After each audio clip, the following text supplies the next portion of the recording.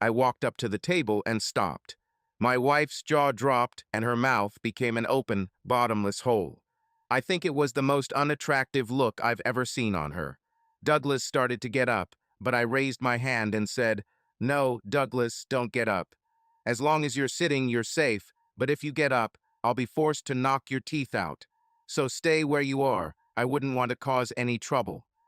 This is a terrible scene. Sorry to interrupt your intimate moment, but I have to tell you, Julia, I can't believe you pretended to be sick to cancel your weekend with me and spend it with that piece of dog shit. You know there's no one in the world who I hate more than Douglas Dogshit Simon. But to come here to our special place, the place where we met, where I asked you to be my wife, and where we had so many happy moments, is already something special.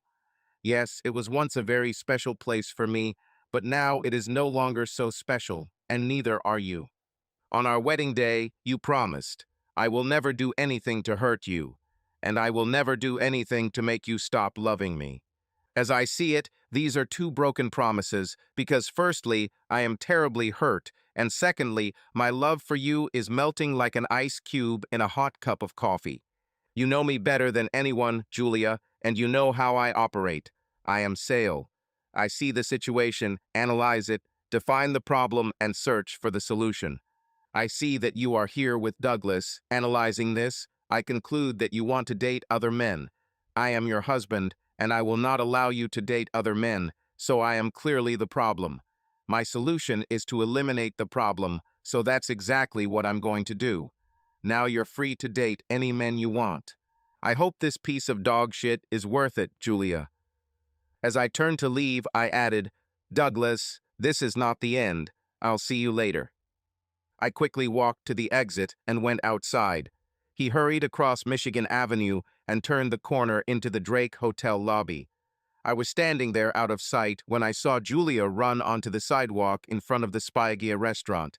She looked around desperately, trying to find me, but didn't notice. Seeing me nowhere, she slumped and crossed the street, hailed a taxi, and drove north to our condominium a few blocks away. I felt terribly bad, but I found some comfort in the fact that I had at least ruined her evening with Douglas, and that she seemed to care enough to leave him and go home, hoping to find me there. But she won't find it. I waited a few more minutes to see what dog shit would do. Not long later, he went out, hailed a taxi, and drove off in the opposite direction. I decided to stay at the Drake Hotel for a few days until I decided what to do with my life. So I walked in and was able to get a room. You're probably wondering how we got to this point, so I'll lay it all out. My name is John Burton, and of course my wife's name is Julia. When I graduated from MIT, I took a job as a software engineer at Grace Systems Solutions, a software developer in Chicago. The owner of the company and my boss is Greg Grace, and I have to say he was a pretty decent boss. I was able to quickly climb the corporate ladder and was quite successful in my job. At the second Christmas office party I attended, Greg introduced me to his goddaughter, Julia. She was his best friend's daughter, and he invited them to a party. I think he invited them to set me up with Julia. I was glad he did it. Have you ever heard of love at first sight? Well, she amazed me. I thought Julia was the most beautiful girl I had ever seen, and she was witty, funny, and everything I could imagine in a woman. Yes, you can say I was fascinated. It didn't take me long to capture her attention, and to be honest, I think she captured mine too. We hit it off straight away and never looked back. As you already read, the party took place at Spiegia, and this place became our special place. 3 months later, on a Saturday night date at Spiegia, I asked her to marry me, and she jumped into my arms and said yes. We got married, and our life got better and better. My career flourished, her career flourished, and we had many holiday dinners at our place. We got married in 2010, and everything was going great until about 6 months ago when I started to feel like the honeymoon was over. I know it's not supposed to last forever, but I really wanted it to. I was almost sure that nothing was happening behind my back, but of course, one could not be absolutely sure. It just felt like the romance had diminished. I decided to do something about it and started planning a surprise for the two of us. One of my best friends and former roommate Adam Hartley worked with his father Ben in the same software industry and was actually a client of Greg's company. I often traveled to their office in Cleveland, so I planned my plans to coincide with one of these trips. Julia and I were to go to Cleveland to meet Adam, Ben, and their wives, Carolyn and Gloria, respectively, for dinner on Friday night, and then a short meeting on Saturday morning to discuss business, and then we were to go to Niagara Falls for a couple of days, just the two of us, returning to Chicago on Monday evening. My hope was to restore our connection. Julia made it clear that she didn't want to go on this trip with me. She didn't know about the Niagara Falls trip because I wanted it to be a romantic surprise to spice up our second honeymoon. But she continued to resist the idea, and I had to push a little to get her to agree to go. Friday morning came, and when I woke up, Julia was not in our bed. I looked for her and found her in our guest bedroom where she was sleeping. I whispered, "Julia, are you awake?" She stirred slightly and replied, "John, I got sick last night and left bed so as not to disturb you. I'm really sick and I just need some more sleep. Will you call my office and tell me I'm sick and won't be coming today, please?" I did as she asked and left her to sleep while I went to work. Around 10 o'clock, I called her to see how she was feeling, and she said she was still sick. I said, "Well, then I'll have to go to Cleveland alone." I didn't get an answer to that, so I hung up and immediately dialed Adam to tell him I was coming alone and to ask if they wanted to change any plans. Adam suggested that if Julia couldn't go, they could cancel the trip to Cleveland and both couples would come to Chicago to meet me on Friday night, and then they could go shopping on the Magnificent Mile on Saturday, and if Julia will feel better, and we can have dinner on Saturday in the evening. I thought it was a great idea, so I told him I would book them into the Drake Hotel and meet them across the street at Spygia for dinner at 6 p.m. I called and canceled my flight, hotel reservation in Cleveland, and all car rental and hotel arrangements in Niagara Falls. I was disappointed, but what can you do? At 3 o'clock in the afternoon, I called Julia to see if she was feeling better and could join us for dinner, but the line was busy and, to be honest, I forgot to call again because I was busy preparing my presentation for Adam and Ben. Finally, at 5:30 p.m., as I was rushing out of the office, I called again, but this time I received no answer and the call went to voicemail. I left her a message telling her of the plans and took a taxi to Spygia to meet Hartley. We were having a drink at our table before eating when suddenly Adam looked strangely and said, "John, I'm sorry, but this will really upset you. Julia has just entered the restaurant and joined another man. They are behind you on the left against the wall. I'm so sorry. John."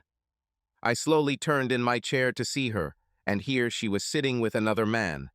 I use this term loosely because this was not just any man. This was Douglas Dog Shit Simon. I hate him and always will. In order not to drag out the story, I will simply say that he was engaged to my sister Barbara and literally left her at the altar. He finally showed up at her door 2 days later to tell her he just didn't want to get married. 3 weeks later, we saw his marriage certificate with another woman in the newspaper and the announcement of the birth of a child 5 months later. Barb was shocked, and although I feel she is better off without it, she never fully recovered from this. So now you understand why I call it dog shit and why I hate it. Let's return to the present time. To say that I was shocked is to say nothing. I tried to say something, but I just stuttered. I saw the shocked faces of everyone around me and knew that they sympathized with me. When I was finally able to speak, I said, "Wow, obviously, I won't be able to continue this evening with you. I'm not going to just sit here and pretend I didn't see anything. I suggest you four continue the evening, and we meet tomorrow morning at 9:30 at your hotel coffee shop for breakfast. I'm sure that I'll be in better shape by then. It's also obvious that Julia and I won't be having dinner with you tomorrow night. I'm sorry, I'm sorry." I hugged the ladies and both men too, because they were old friends, and walked over to the table where my wife was sitting. I'm sure Adam followed me a few steps behind to make sure everything was okay. It won't, but I appreciated his concern for me. So we go back to the confrontation at their table and so on, and I'm in my room at the Drake Hotel. I turned off my cell phone while I was checking in and thought it best to turn it back on. There were a few messages from Julia, but like all others in my situation, I just deleted them, not after listening. When I deleted the last voicemail, my phone rang again, but I let it go to voicemail because I didn't want to hear a word she had to say. When the new voicemail notification arrived, I simply deleted it and turned off the phone again. On Saturday morning, I met with Adam and Ben to discuss our business relationship. I said, "Guys, I think there are going to be some big changes in my life, and I'm not entirely sure what they will be. I would like to ask you not to sign the new contract that Greg sent you. Can you give me some time to sort out my marriage and work? As you know, Greg is Julia's father's best friend and her godfather. If you can, maybe a better deal will come along for you later. If not, I'll certainly understand, but honestly, I don't see any harm in you. Continue to work with Greg on a monthly basis until my future is certain. What do you think?" As one, they responded, "John, we will do as you ask. Greg and I thank you, and if your situation changes, we will always be with you. Let us know what needs to be done, and when things change, we are here for you." Anyway, I teared up and hugged them both again. The ladies then entered the restaurant, and it was time for them to spend their husband's money. Adam's wife, Carolyn, smiled and said, "Honey, your credit card is frozen, and I think I need her to warm it." Ben's wife, Gloria, said, "I hope Ben's cards are heat-resistant because we'll be doing them so much today they might melt. It's not often we get the chance to walk the magnificent mile." I couldn't help but laugh despite how I felt because I knew they were making fun of their husbands and also trying to cheer me up. I loved them for that. Everyone around them hugged, and they left. I thought about going to the office to get some things in order, but figured Greg might be there on Saturday, and maybe even Julia will be there, waiting for me to appear. I decided to stay away and come in on Sunday morning to do what I needed to do. I spent the rest of Saturday reading the book I bought. The next morning, I came into the office and put a few things in order. I made a plan of what I was going to do on Monday morning. Then I went back to my hotel room with the Chicago Tribune and started looking at apartment listings. I knew I couldn't stay at the Drake Hotel for long, so I had to do something. After finding a few options, I made a few calls and scheduled appointments for Tuesday morning. When everything was settled, I sat down and decided to watch football. On Monday morning, I went to see my lawyer. Roger had been my lawyer since I arrived in Chicago, and I asked him if he would have a problem representing me in my divorce. He said, "God, no, John, you can't seriously believe that you are divorcing Julia. You love her like no one else I've ever seen." I replied, "Roger, the key word here is loved. It's in the past tense now because I don't love anymore. Her. If you don't want to represent me, fine, but the only thing I ask is that you don't represent Julia either." He agreed, "I would prefer not to represent either of you. I think you should try to work things out, John, but if you can't or don't want to, then you should contact Jacob Isterman. I think he will handle your case well. But please try to work it out, okay?" I thanked him for the recommendation, but said, "No, Roger, we won't work this out. I just don't love her anymore." I met with Jacob, and he assured me that all the paperwork would be ready for filing by the end of the day on Tuesday and would be delivered to Julia on Wednesday morning. A visit to the bank was the next thing to do, and I received a cashier's check for half the value of our savings account. I left all the money in our bank account because that's where the bills will be paid until our divorce is finalized. Julia and I had a special arrangement regarding finances. Every month, we contributed a certain amount to the conversion of monthly operating expenses. We also contributed a certain amount for food and entertainment, and a certain amount to create a fund for furniture and equipment, and so on. This account grew to a significant amount because we always deposited more than we used. So I left him to pay the bills until the divorce was finalized. We also deposited about $500 into a savings account each month. Check for vacations and holidays. I took 50% of this amount. All of our other individual income was our money to invest as we saw fit and to use as we saw fit. My investment check and its investment check were completely separate and even from different brokers. I don't know the cost of her bills, and I suspect she doesn't know the value of mine. Same with our 401k plans, we have them separate. The only thing we knew about each other's finances was the amount we contributed each month to our checking and savings accounts. I took the cashier's check and went to another local bank where I opened new accounts in my name. I deposited $25,000 into a new checking account. Check and $125,000 for a new savings account check. I took care of a few more financial matters like insurance, etc., and decided to go to the office and sort things out there. I had barely walked through the door when Kelly, the secretary, said to me, "Greg wants to see you in his office immediately." I thought, well, it's begun. When I knocked on his door, he called for me to come in. "Come in, John," and closed the door. I got a call from Julia. What the hell is going on? I told him the whole story, and he asked, "What are you going to do now?" To which I replied, "I'm going to divorce her. What do you think?" Now, I really like Greg, but he can be a bit of an arrogant ass sometimes, and it started showing right away. He said, "Oh no, John, you have to suck it up and work it out with your wife. You can't divorce her and still work here.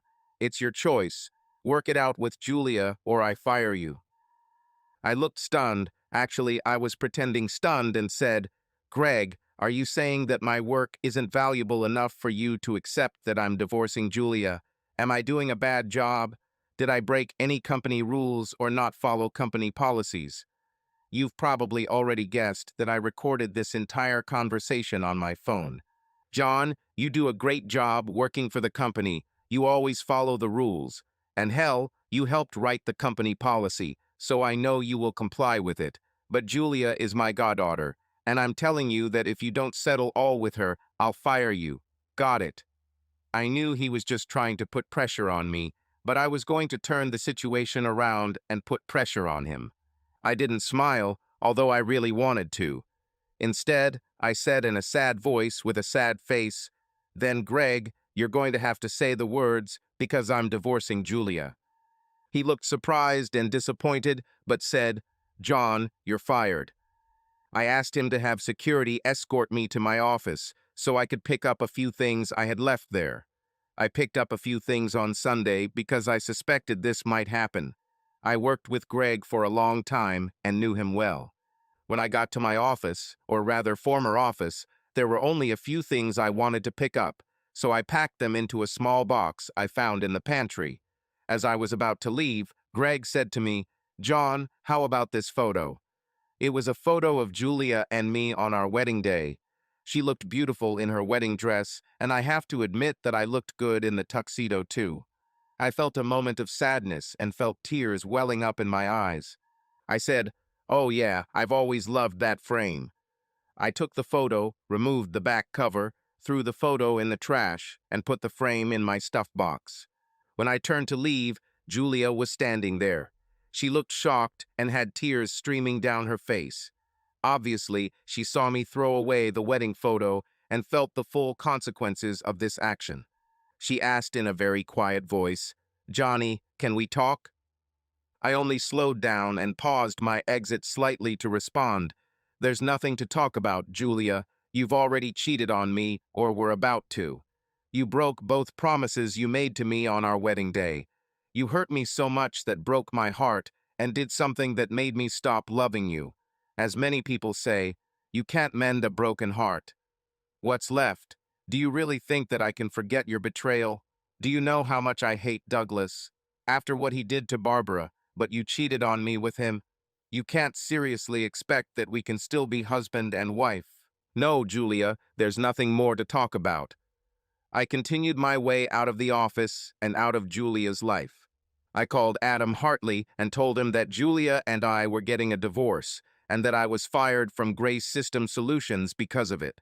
I told him I was working on a new security program that would be head and shoulders above what Grace was currently offering, but I needed a couple of months to get it up and running.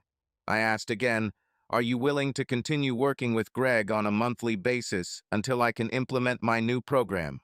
For the past 2 years, Greg has not allowed me to code as part of my job, preferring that I handle system maintenance projects and all customer service issues. Because of this, I wrote code on my own time and was almost done. If I hadn't been fired, I was going to offer it to Greg after he saw improvements over his current program, but now I can sell it myself. Adam said, I'll have to check with Dad before I give a final answer, but I'm pretty sure we'll give you a few months to complete, and then, of course, based on our assessment, we can implement it here. I was able to move from a hotel in 4 days to a very nice apartment, and although the monthly rent was quite high, I had the reserves to make it possible for several months. After moving, I spent 10 to 12 hours a day writing and testing code. I knew I could have it ready to launch soon, but I was driven by the desire to finish it and move on. At this time, Julia received divorce papers. She called me many times to talk. I listened to all her voicemails, but didn't feel the need to talk to her. She said, Johnny, I admit I probably would have slept with Douglas if you hadn't interfered, but I didn't. I don't know what I was thinking, but I love you. Will you call me? She said, Johnny, I love you. I don't want a divorce. Will you call me? She said, Johnny, can't you find a way to forgive me and stay with me? She said, Johnny, I miss you. I was fed up with this, so I called Jacob and asked him to contact Julia's lawyer and tell him that I would seek a restraining order if she didn't stop. Soon after, I received a text from Julia. Johnny, I love you and I want with all my heart to end this and spend the rest of my life loving you. I can't believe you want a restraining order against me, but if this is necessary, act. This will be my last message to you. I want you more than my life, but now the ball is in your court. I'm sorry that I hurt you so much that you don't even want to talk to me. I love you, darling. Call me anytime. Keeping my word, I never received any more voicemails or texts from her. The effect was not what I expected, because it put an end to our marriage, even if we were not divorced yet. This really made me sad. 3 weeks flew by as I worked on my program, spending many hours every day. On Friday afternoon, shortly after lunch, I received a call from Jacob saying that we had a court hearing scheduled for the next morning, Wednesday, with Judge Janice Caldwell. He said that this was not good news because she had a reputation for being very anti-divorce and putting everyone through trials before she would grant a divorce, if at all. When we arrived at the courtroom, Julia and her lawyer were already there, and our case was called within a couple of minutes. As soon as we sat down, the bailiff announced to the court in session, "Everyone stand up," and we stood up. Judge Caldwell came in, sat down, and welcomed us into her courtroom. She turned to me and asked, "As the plaintiff in this divorce case, am I asking you to cease this action and return home to work on your marriage?" I replied, "No, Your Honor, I want to continue the matter." I knew we were probably in for trouble when I saw the look of disapproval on her face, but she said, "Okay then." She turned to Julia and asked, "Mrs. Burton, are you okay with this divorce, or do you want to work to save your marriage?" Julia did not hesitate. "Your Honor, I absolutely do not want a divorce. I love my husband, and most of all, I want to save our marriage." "Mr. Burton, I have carefully reviewed your application, recognizing that you filed it on the basis of irreconcilable differences, and I note that your proposed settlement is extremely fair, and I see no evidence of habitual vindictiveness on the part of the plaintiff. Do you have an explanation for why this is so?" "Your Honor, I don't hate her. I don't want to hurt her, and I have no reason not to be fair in the settlement. I just don't want to be married to her anymore because I don't love her anymore." Julia gasped when I said that, and there was a hint of a sob. The judge continued, "I believe you have a really good chance of working out your issues if given the opportunity. I am ordering couples counseling with a very qualified counselor. I am ordering 3 joint sessions, 1 initial, then 3 individual sessions for each of you. You and then 2 additional joint sessions. The only exception to this order is if the counselor informs the court that there is no hope of saving this marriage. She slammed the hammer down, bang, and announced, "Next thing." I wanted to object, but Jacob grabbed my hand and said, "John, just go to the first session and see if you change your mind. If not, tell the counselor clearly that you want a divorce and see what happens." The counseling was a disaster.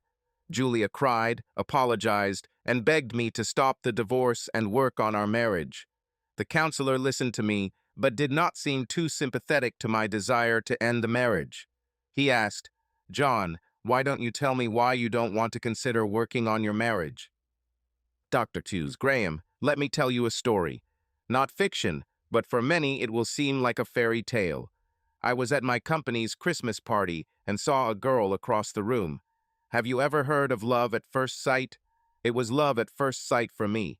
My boss introduced me to his goddaughter Julia, and I knew she was the woman I wanted to spend the rest of my life with.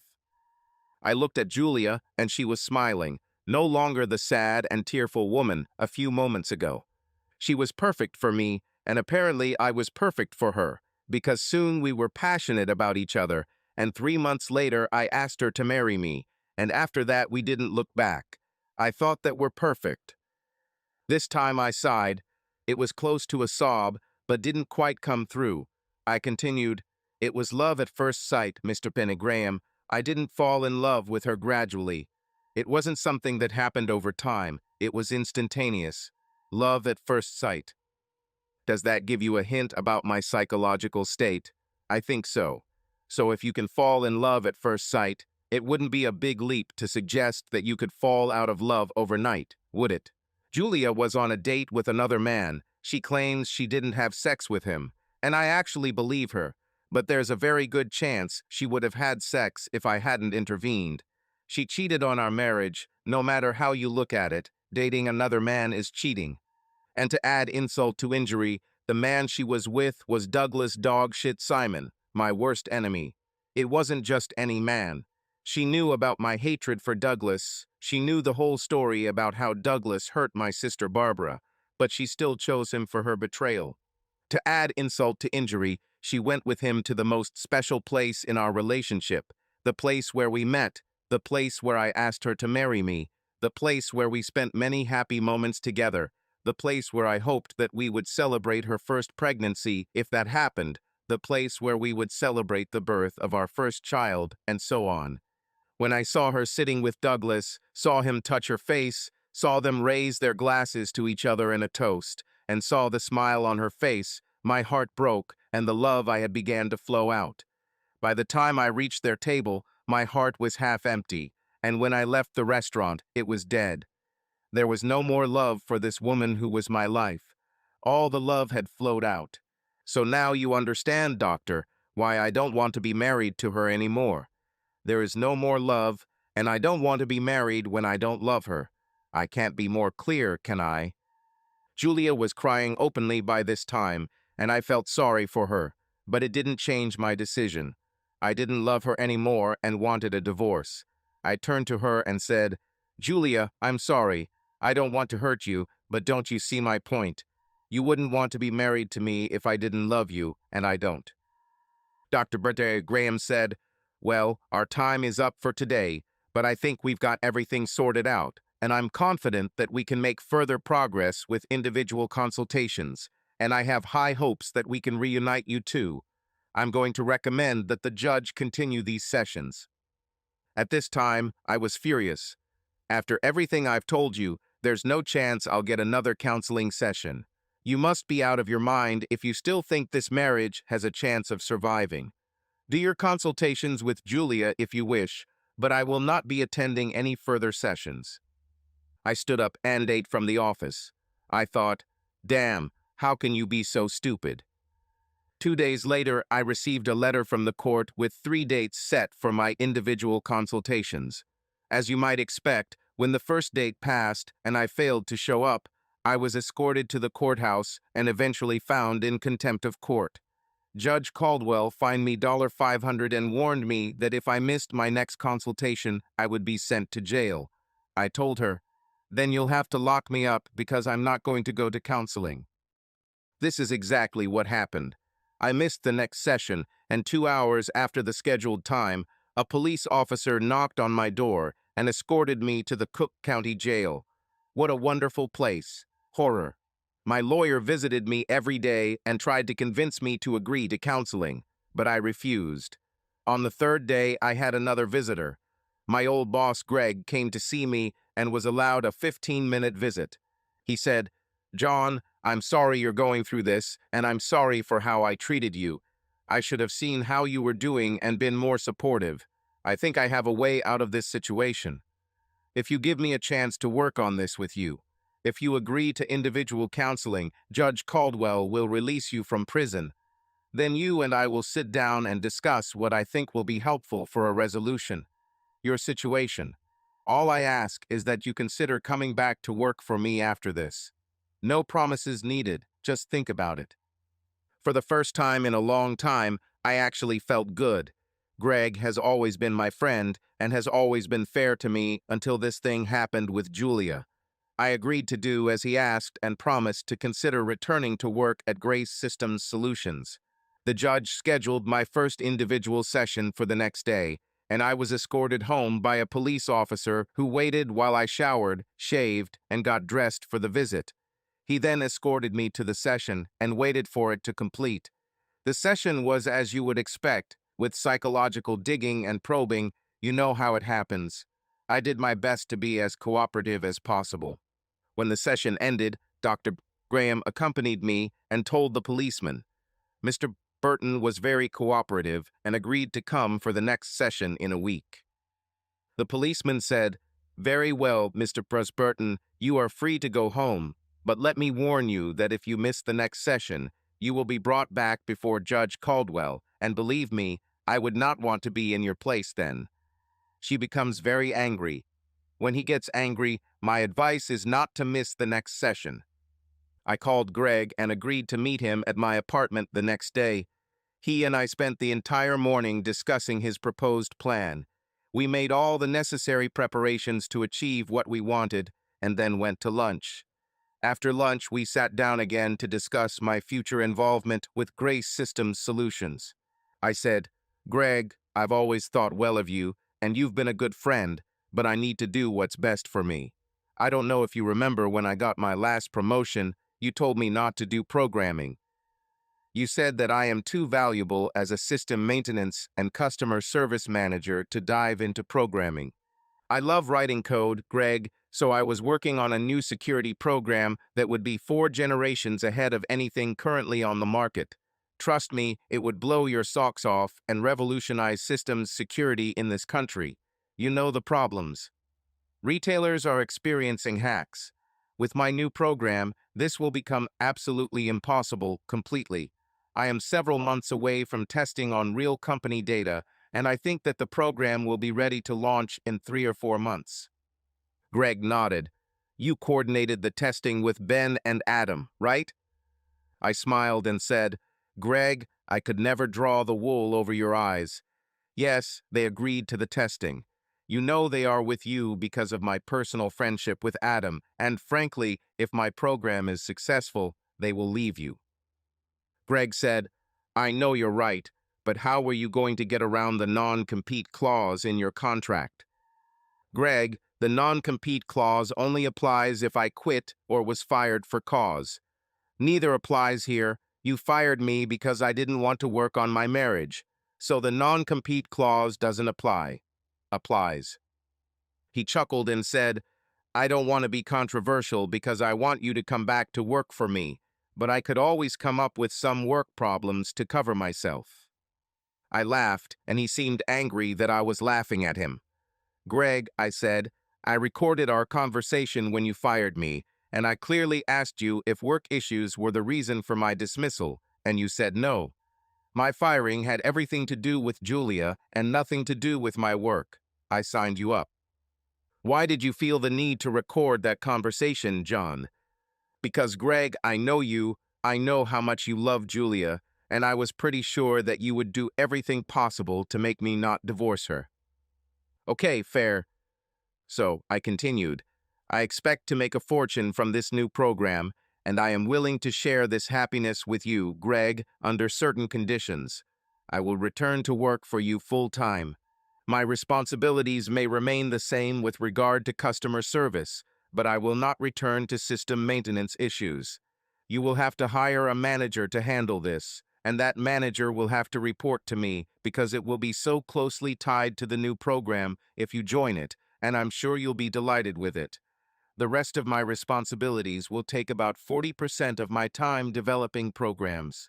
Although I will work full-time for you and receive a salary for developing my program and future programs, the exclusive rights to these programs will remain with me. In exchange for these terms, I will grant you an exclusive license to market my programs with a fixed royalty paid to me. I know it's pretty cocky of me, Greg, but after you see what I'm working on, you'll be happy with this deal. We'll make a ton of money.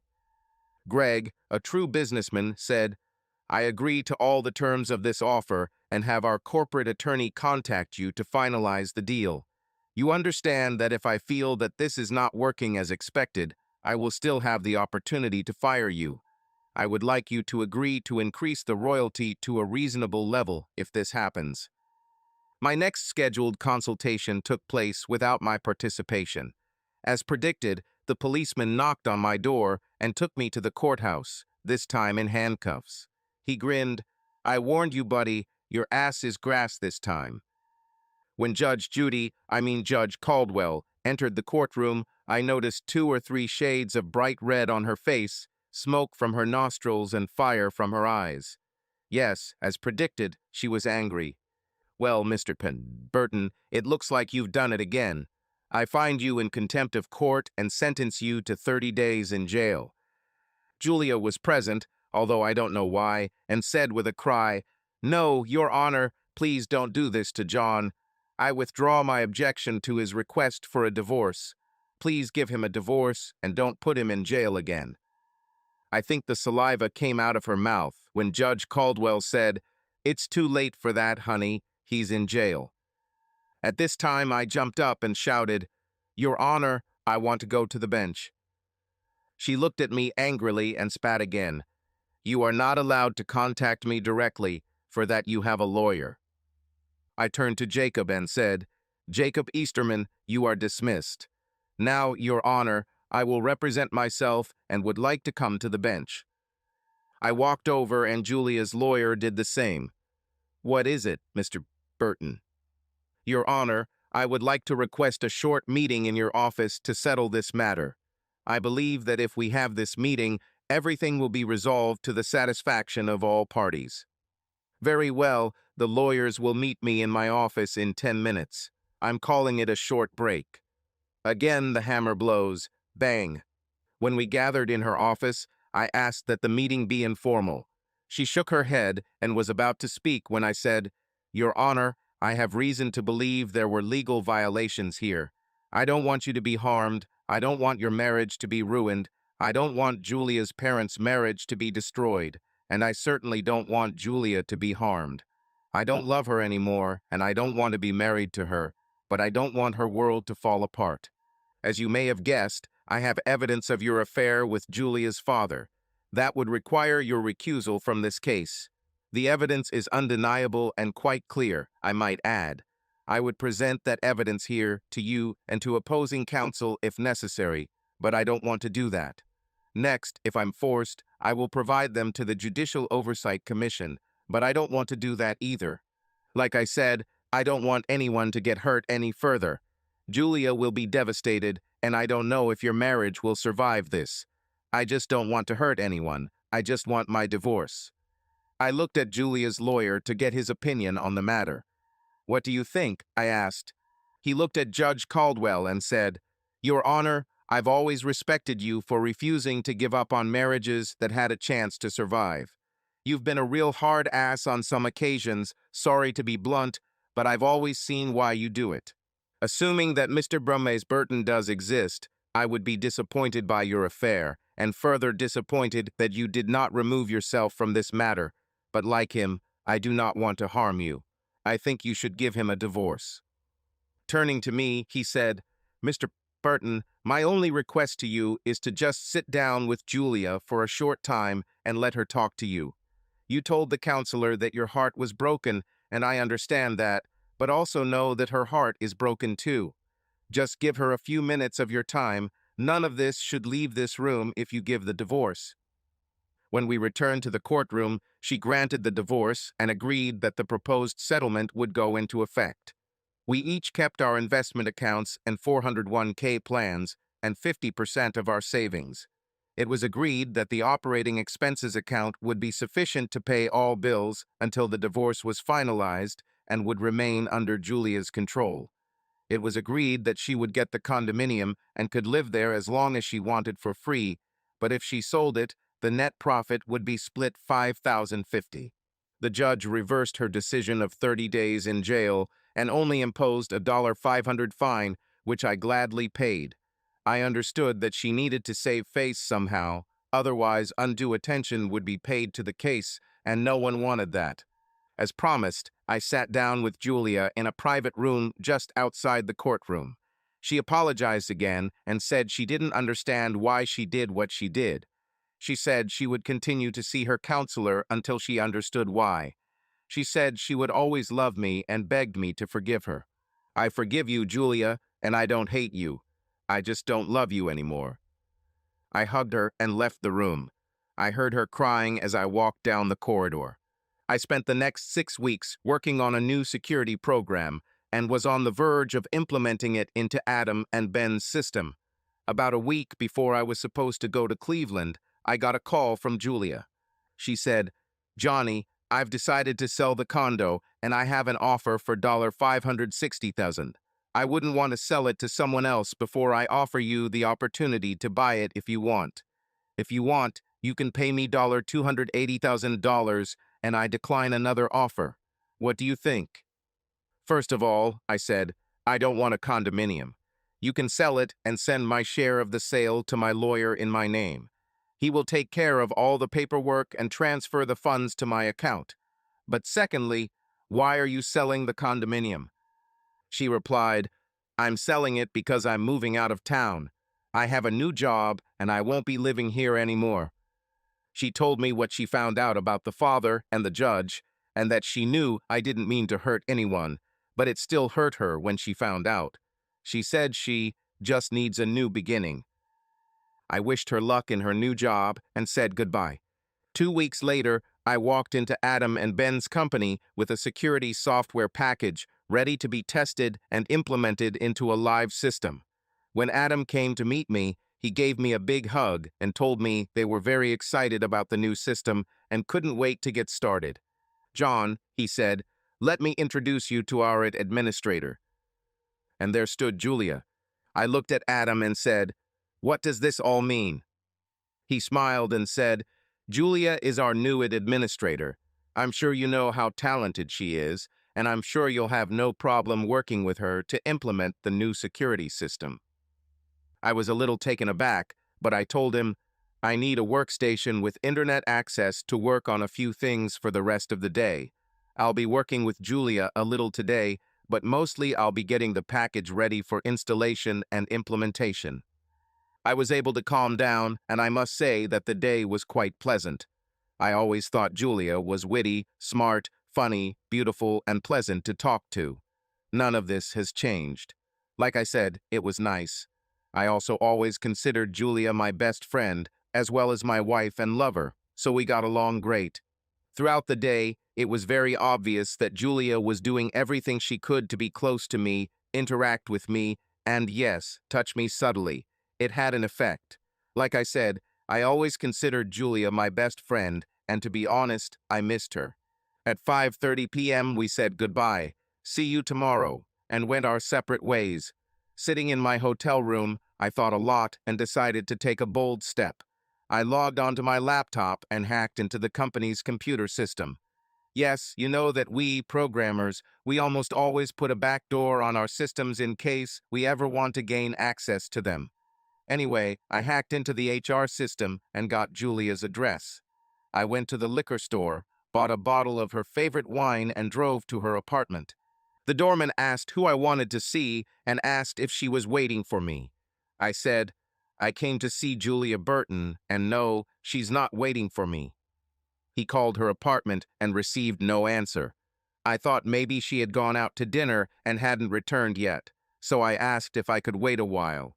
He said I could wait and directed me to a small lounge off to the side of the lobby. It didn't take long before I saw Julia walk through the door with a man in tow. When they reached the elevator, the man hugged her and kissed her.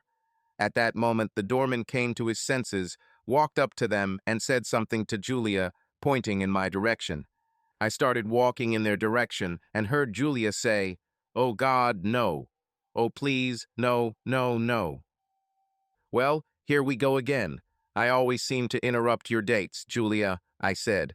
"I'm sorry, I had no right to come here uninvited, but obviously I'm glad I came." I handed the bottle of wine to the man and said, "Enjoy your evening." As I walked out the door, Julia ran after me, begging, "Johnny, please don't leave. Please don't leave me again." But I left. Back at the hotel, I sent Julia an email to the company. "Julia, when I walked into Adam's office, I was surprised to see you there. I guess it didn't take me long to realize that you probably quit your job, sold your condo, moved to Cleveland, and went to work for Ben and Adam to be able to be near me. I may be a cocky person, but I assumed that you wanted a chance to be close to me, hoping that we could reunite and be together again." I added, "I'm guessing Greg had a lot to do with it, telling you what I was working on and where I'd be. It doesn't surprise me, but it doesn't make me too happy that he's interfering in my life. Anyway, it was really good to see you. To be honest, I missed you. We were great friends. I enjoyed being with you today. I didn't want it to end, so I decided to bring a bottle of wine so we could talk outside some more. Office." I had to take a break to focus on my thoughts. Then I continued, "Imagine my surprise when I saw you with another man. It confuses me a little. You came all this way to be with me, but in the short time that you were in Cleveland, you already had an intimate relationship with another man. There are only two explanations for this action. You really are not interested in resuming our relationship, or you still have the idea in your head that you can be with me and date other men. One way or another, I'm no longer in the equation. I was really starting to doubt my decision to divorce you, but your actions give me confidence that I was right. What makes me angry at myself is that I was almost a fool again, believing that you cared about me. You don't. You only care about yourself. I hope one day you find something that will satisfy you, that will make you happy. The only thing I want to say is, don't haunt me anymore. As far as I'm concerned, there shouldn't be a good life, Julia." I then sent her a second email regarding the software installation. "Julia, enclosed with this letter is a file with complete instructions on how to activate the security system. A 2-word password is required to access the file and the security system. I'll let you figure out what those words are, but if you remember the last thing I told you in Spyagia, it will be easy. If you can't remember these words, perhaps Adam can help you, because he heard them too." Of course, the passwords were broken promises, broken promises. These 2 words will always be needed to access the security system. I know I was a little young, but so what? She will be reminded of how she treated our marriage every time she accesses the system. I installed the package on the server, and using the instructions, all you need to do is activate it and set up level 2 access codes and passwords for the various users. It's all in the instructions. If you have any problems in the future, call Greg and he'll get in touch. You and the staff who worked with me on the program, because I won't be working there anymore. Good luck. Sometimes men who divorced their unfaithful wife find a younger, prettier, sexier, smarter, and more intelligent woman than the one they divorced. She loves sex more and will love it forever and will never cheat on him. This was Julia before she cheated on our marriage, and then she wasn't anymore. I haven't found such a woman. In fact, when I left Grace Systems Solutions, I became depressed. Yes, I continued to receive huge amounts of money from royalties for licenses for the security software that Greg continued to sell. It was beyond my expectations, but money no longer mattered to me. I found myself in a state I had never been in before. I think my self-esteem was at rock bottom. I've lost my self-confidence, I think. A first for me, as I have always been self-confident.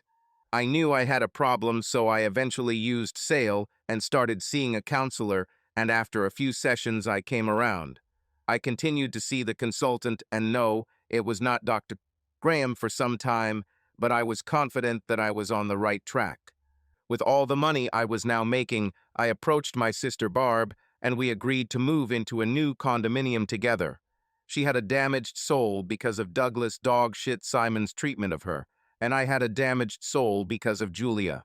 I bought us a beautiful two-bedroom condo with a wonderful living room, dining room, and a top-notch kitchen. There was significant office space, which was perfect for me. Barb had her friends, and I had mine. She turned away from men, but had friends, no, not lesbians. Sometimes I would bring a woman home, and she would stay the night, but not too often. A guy needs to unwind sometimes. Barb needed it too. One day, Barb introduced me to Jessica. Jessica, this is my brother John. John, this is Jessica, my friend. I extended my hand and said, "Nice to meet you, Jessica. Any friend, Barb, my girlfriend."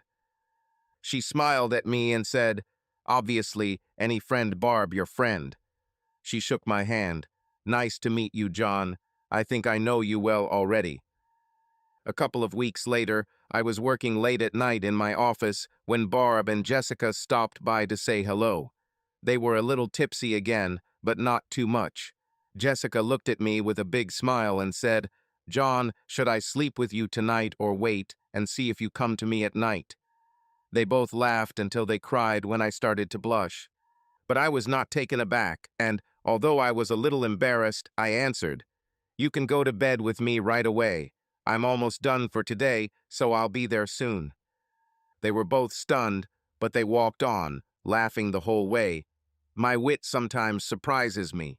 When I arrived in the bedroom, Jessica was lying on my side of the bed. I thought she was just trying to tease me, so I said, "If you sleep with me, then on the other side of the bed, that's my side." She moved to the other side and said, "Hurry up, get ready for bed and go to bed. I'm tired and want to sleep." The girl didn't give up. Well, I looked at her, and everything I saw and remembered was attractive. She was slightly plump, but in very nice shape. Her features were pleasant, although not beautiful, but definitely fresh and cute. I thought, why not? I got ready for bed and climbed in with her. I said, "Good night, darling." She turned to me and asked, "Won't you kiss me good night, honey?" And I kissed her. We made love. A while later, Barb looked into the room and said, "Oh, damn, sorry." And, closing the door, she muttered, "I should have guessed that this would happen sooner or later." We spent the rest of the morning in bed, then got up, showered, yes, together, and had lunch with Barb. I said, "Jessica, there are a few things we discussed earlier that I would like to clarify. Would you like to join?"